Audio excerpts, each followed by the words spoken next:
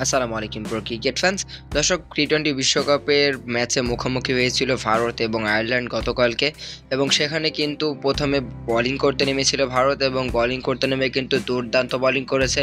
কেননা এদিন কিন্তু ভারতীয় বোলাররা ছিল আগুন ঝরানো। হার্দিক পান্ডিয়া 3টি উইকেট নিয়েছিলেন সর্বোচ্চ।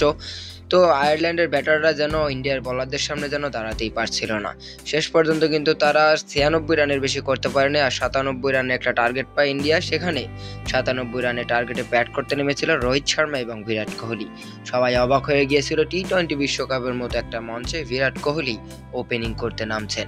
তাই তো গ্যালারি থেকে কোহলি কোহলি স্লোগান আসছিল, আর এটা আসাটা অনেকটা স্বাভাবিক ব্যাপার। কিন্তু কোহলি কি আদৌ পারলেন? না, কোহলি পারেননি। কোহলি 5 বলে 1 রান করে ফিরে গেছেন কোহলি। হতাশ করেছেন ভক্ত সমর্থকদের। এরপরে কিন্তু রোহিত শর্মা এবং ঋষভ পান্ট, তারা দুজন দারুণ খেলেছে। বিশেষ করে রোহিত শর্মা কিন্তু 50 মেরে দিয়েছেন টি-টোয়েন্টি বিশ্বকাপের প্রথম ম্যাচেই।